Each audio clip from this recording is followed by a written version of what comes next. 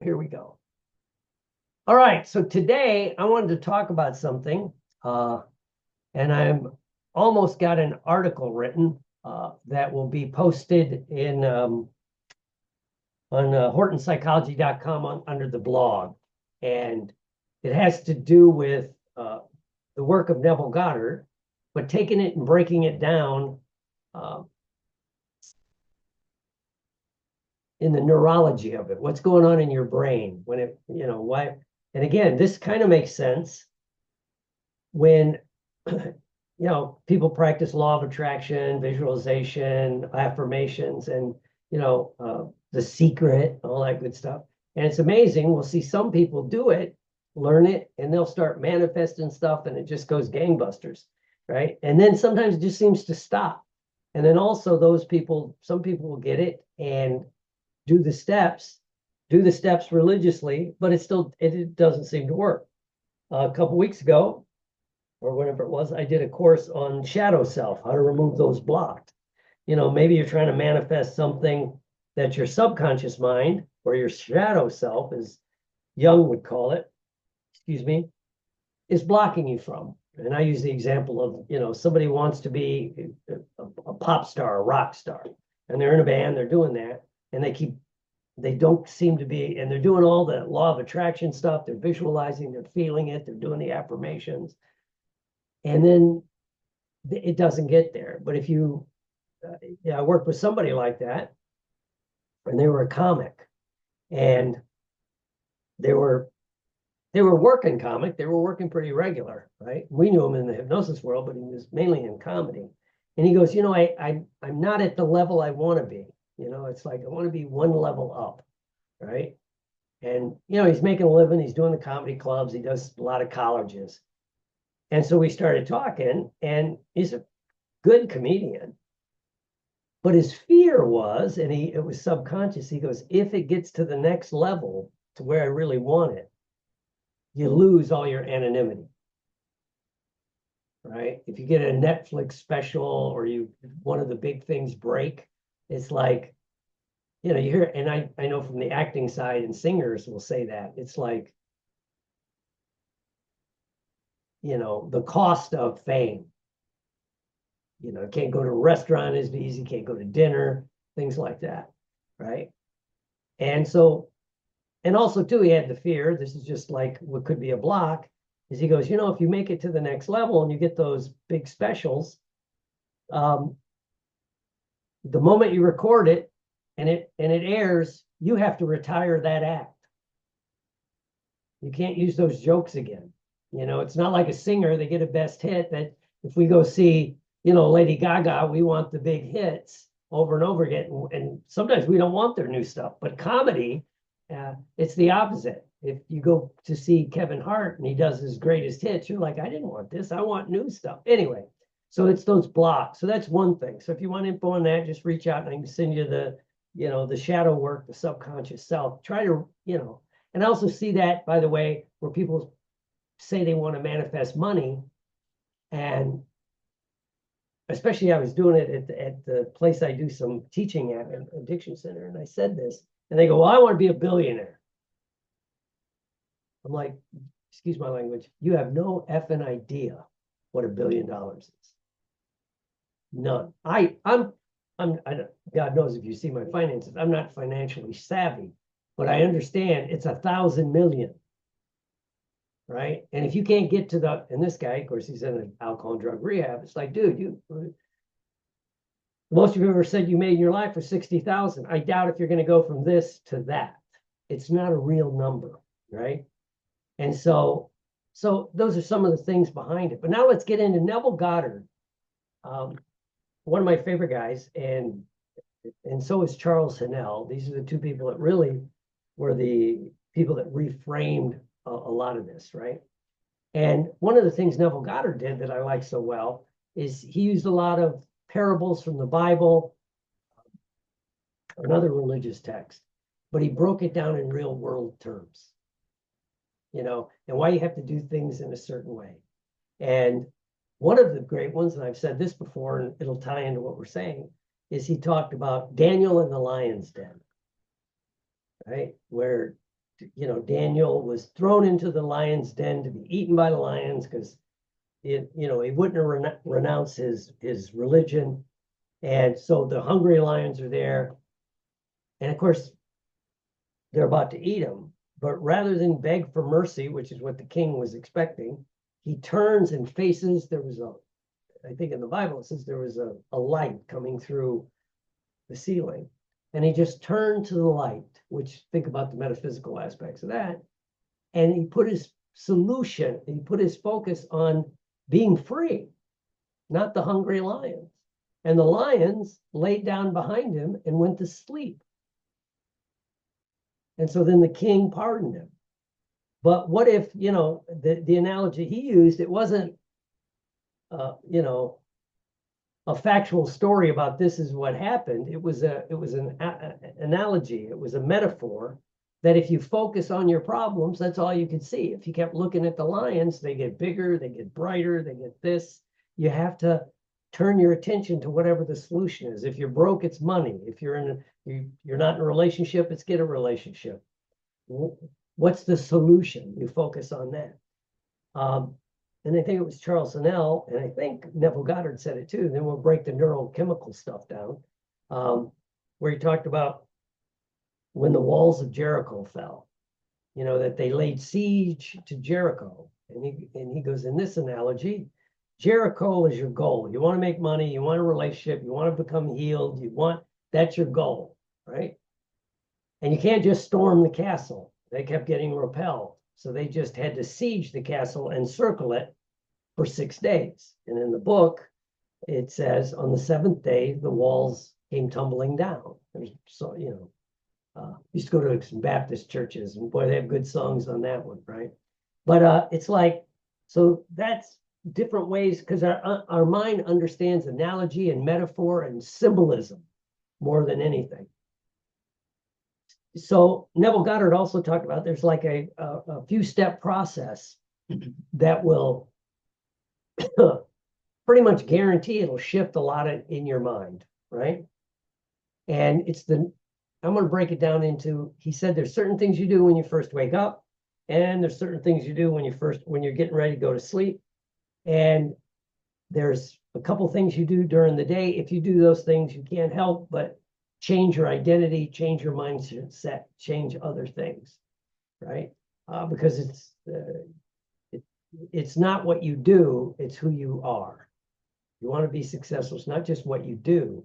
And that's what we focus on in our culture is, what are the steps? I want to make money. What's step 1? What's step 2? What's step 3? What if the first step is to think like a person with money? What if the first step is something different, right? And so how can we do this? Well, there's a neurochemical rhythm of the cycles of your brain and its role in how your subconscious reprograms itself. Because it's in a lot of the texts, religious texts, is as you drift off to sleep, you enter a doorway to your subconscious, right? And the key to that door is a precise cocktail of neurochemistry and intention, right? And if you've ever felt that magic moment, like when you're just drifting off to sleep and you're droopy, drowsy, groggy, you know, it also happens when you wake up. But when this is going on, your brain shuts down the prefrontal cortex a little bit, and it lights up your amygdala, your midbrain, and it's easier to reprogram, right? And it has to do with 2 neurochemicals in particular, melatonin and serotonin. I've been teaching this for a long time. It's like the morning ritual and the evening ritual that seems to help people. And I was turned on to it from the recovery side, from overcoming alcohol and drug addictions, right? But there's a neurochemical biological rhythm of how melatonin, serotonin, and a couple of the others shifts your frame during the day, right? And it's the natural transition period of your subconscious mind. And so, you know, the melatonin, serotonin rhythm is the chemical dance of destiny, right? So what happens at night, you know, when you're going around the day, your serotonin's kind of high, which raises your dopamine, you're alert, you're doing some things, right? So as the day slows down, and it's based in what's happening with the light that's hitting your eyes, generally, you get tired when the light goes down. There's always I had a friend like that. He couldn't go to the movies during the day because he would fall asleep. He trained himself, light goes down, he would go to sleep, right? But what happens, that if you've ever went camping or went into one of those where there's no artificial light, so as soon as the sun goes down, you get sleepy, right? Well, what's happening, serotonin in your brain is transforming into melatonin. It's a simple chemical conversion. So all this serotonin that's got you jazzed during the day, which is release of dopamine, turns into melatonin, which does two things. It slows everything down, and it tamps down the dopamine, right?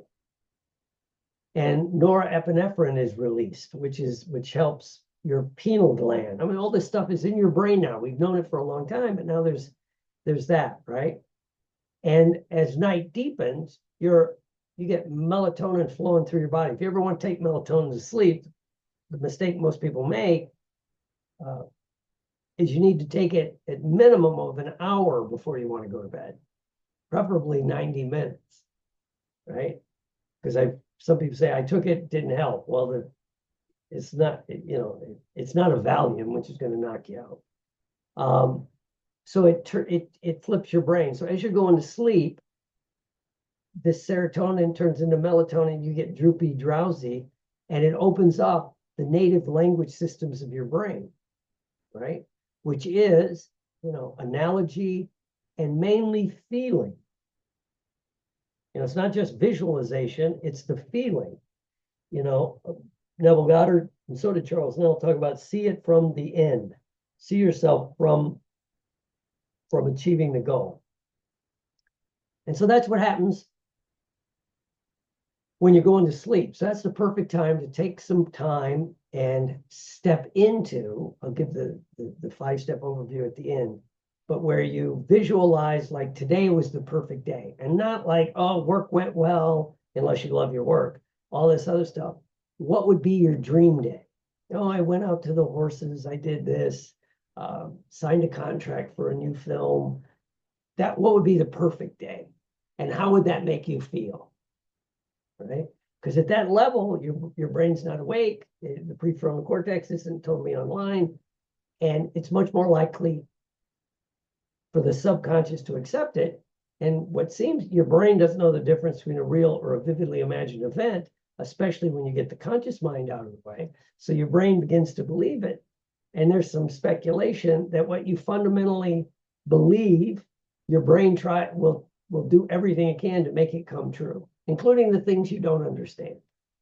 So that's what happens when you're going to sleep. It's serotonin turns into melatonin. Well, guess what happens? When you're waking up, it's the opposite. Your melatonin, when the light hits your eyes, even if your eyes are closed, and when the light hits your eyes, it begins to take the melatonin and change the chemical back to serotonin, right? Melatonin ceases, serotonin levels rise, and it begins to release your dopamine, makes you more aware of, oh my God, I got to go to the bathroom, or I want my cup of coffee, whatever you do first thing in the morning, your brain's waking up, right? But what's really happening at that moment when your brain's waking up, it's like rebooting your computer. It's searching for what's going on, And most people, the first thing they do when they wake up, and I'm guilty of this, is think about what went on yesterday. And is Bruce going to be a pain in the butt today? Or what you're pre-programmed, rather than just like, it's a time to like do the same thing, where you step into the feeling of today, it's going to be a great day. The feeling of signing that contract for a gig, signing the sales contract, whatever it is, right?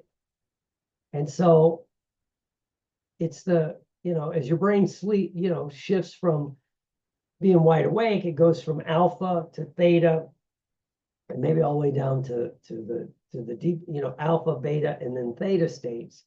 And that's where your critical factors are bypassed. This is the time to program yourself. Neville Goddard talked about the sacred moments in the morning and the sacred moments in the evening. If he said 15 minutes in the morning, 15 minutes in the evening, but I would say even like 10, if you could do 10 minutes, right? I was teaching this to somebody and they're like, that's a lot of work. Well, then you don't want the goal. You're not going to give 10 minutes in the morning. It's, what's going on in your life? Do you have like 6 little toddlers running around that, and you're on a farm? No, it's just like, so it unlocks those things. So for a few moments, when you're falling asleep, those empowering new ideas get planted more like seeds in a fertile ground, and it's the feeling, I think his best-selling book was Feeling is the Secret. And, but visualization got popular in the 70s and is still popular, which is okay. But if it doesn't bring up the feeling, it's a disassociated state. So when you're first falling asleep and your brain is shifting from alpha back, to the change, you're beginning to wake up. So when you fall asleep, it goes like, alpha, beta, theta. But then when you first start waking up, there's a few precious moments where, as your brain's waking up, those theta waves, which is the waves of creativity, are lingering in your brain. It takes a while for them for it to clean out, right? So rather than just jump out of bed, like a lot of people do, run a comb through their hair, grab a coffee, and then get to work, it's that few moments, when you're first waking up that you're resetting the brain, right? And so, it's riding these neurochemical waves, right? And Neville Goddard talked about living from the in. And so if you make a commitment to yourself to do a few minutes a day at night, to live from the in, to replay your day, but not as if the day that really happened today, replay it as if everything went perfectly. So you did the perfect talk, you got the sale, as I said, you're whatever it is, you got what you wanted and it went perfect and you feel that feeling, right? And then if you want to add a magic touch, feel grateful for it before it happens. Right? It's called future gratitude, right? How do you feel when you're really grateful? Wherever you feel it, you feel it. Well, if you take that feeling and put it with what you want to have happen, right? That'll happen. So as you're going to sleep at night, well, sometimes you're sitting around, the day slows down, maybe you're watching TV. In the old days, you'd come back from the hunt or the gather when we were tribes, and you'd sit around a campfire, right? Which is very hypnotic, but the lights are going down, the fire's there, it's a different kind of light, it's not all the blue light. And the shaman or the chief, the medicine man would tell stories, right? So and we've replaced the fire pit in a lot of cases with, watching television, right? But then think about the stories it's putting in your head, My wife's very sensitive to that, and I watch, because I've been auditioning for those shows. I've been watching a lot of shows like Law and Order, SVU, FBI. My wife goes, I don't want to watch this. It's too much negativity before I go to bed, And I'm like, okay, good point, right? I can tease her about it, but it makes sense, right? So as you dim the lights, take a few moments, and then you can use the affirmation loops, or as our friend Tony Robbins calls them, incantation. That's where you say the affirmation with feeling, not just, I'm prosperous, I'm prosperous. You're like, yes, and you feel the feeling, right? And so if you do that when you go to sleep, and then picture the perfect day. Today went perfect. I did this, I did that. Tomorrow will be better. You'll get even more. And so then you do that for like the 7 to 15 minutes at night. And then when you first wake up, I for years taught about, first thing you do when you wake up is, write down a few things like, how can I enjoy the day today? What can I be grateful for? How can I make that sale, whatever. Just, you don't answer the question, you just write it down. And don't grab your phone or don't check your email first thing in the morning. You sit quietly, preferably lay down. And again, not just visualize, but feel the goal as if it's already happening. You know, I'm not going to go into the rehab center and teach a class, which I enjoy. I'm going to be going to a set to work on a film, obviously, you know, or a TV show. So I can picture go into the set. I know what it's like. You go to, you know, you show up, you check in with the AD, then you go to the, you know, usually go to wardrobe and makeup, or makeup and wardrobe. And then you meet with the director. They tell you what you're going to do, what it is. Maybe you get to rehearse, maybe you don't, you know. Stars rehearse. Working actors are just expected to, you know, show up with an idea, know the text, and don't run over any furniture, and don't upstage the star. That's basically what you're taught, right? But if you go through that day, it's like, yes, I'm going to do this. It hasn't happened, but your brain is accepting it because you're still in that state where your theta waves are more open. So you're presetting it, right? And so, and then what happens during the day, what if you carry yourself? So let's say you want more money. I know like one of the people on the call that does, you know, you don't focus on how do you make money. You begin to think, well, how would a wealthy person react to this? Right? So you start thinking from how would a successful person do this? Kind of like what happens when you first learn hypnosis or NLP, or you're going to coach people. When you're first learning it, you're fixated on it. And then you hit that point where your brain just goes, I know what, yeah, I was doing a session yesterday with a kid. And I don't work a lot with children, but he's son of a friend of mine. And I didn't think about it anymore. I knew I had no idea what I was going to do, but I knew I was going to do something because I've been doing it for a long time. It's who I am. And so that's what begins to happen. If you do this, as Neville Goddard says, for 7 days, or at least 6 days, maybe as few as 3, because he used 2 analogies from the Bible. Again, the fall of Jericho, where he had to storm the castle for 6 days, or the miracle of the resurrection. You have to die to who you were to be reborn again the way you want to be, you know, to die the Son of Man and to be reborn as God. And it was 3 days, actually 2.5, right? You know, but you have to go into a cave, right? That's what the big part of the resurrection was. You go into a cave, you block out the outside world, and you think about this. And so why does this work? What's the research that backs up? You know, does research meet reality? And it's not that this stuff is just metaphysics, it's neuroscience, right? Because a couple things happen. You know, when you let your brain do what it's supposed to do, and you calm your day down as before you go to bed, melatonin is a strong antioxidant, keeps the brain younger. One of the things one guy says that they're trying to get research for,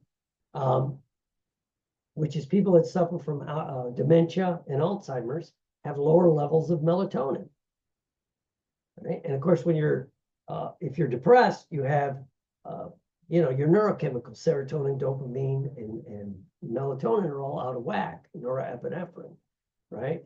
It protects the neurons. It enhances your memory, because what we're trying to do is move this visualization, this feeling of being successful, you know, into it becomes your memory that you remember when your brain takes those things and encodes them, right? And of course, serotonin, once you free this cycle up, it boosts moods, it reduces amygdala reactivity, so you're not as hypertense, right? And if you add in eating a little healthier, you know, it's going to do that, right? And it supports cognitive functioning, right? So what's happening is you're always being programmed by the media, by others, by old beliefs, things from your childhood you haven't consciously thought about, you know, and now you're looking at a toolbox, maybe clear out some of the shadow things from the blocks that you're aware of, right? And one way to do that is your brain is adaptable. It's using the neural neuroplasticity. So your brain rewrites these programs so you can succeed at the things that you want, right? So it's, again, you program, and it's all about living from the end and taking these steps. And then during the day, so you got your morning one, and then you got your evening one. Then during the day, when you deviate from that feeling of I'm the successful person, I'm a working actor, I'm a six-figure hypnotist, whatever your feeling is, when you deviate from it, and you probably will, right? Because your brain will get involved, your prefrontal cortex, and it'll say that's not reality. So when you deviate from it, you don't fight it, you don't beat yourself up, you just go back and step into the feeling of being successful, being the six-figure hypnotist, the working actor, the best-selling author. Okay? So that's the Neville Goddard's little plan. I'm going to go more into this in a couple of weeks when I teach it, but it's like that's the first part. So if you have any questions, just reach out. And this article based on this will probably be posted later today on Horton Psychology on the blog, and it's going to be a lot of fun. So if you have any questions, just reach out.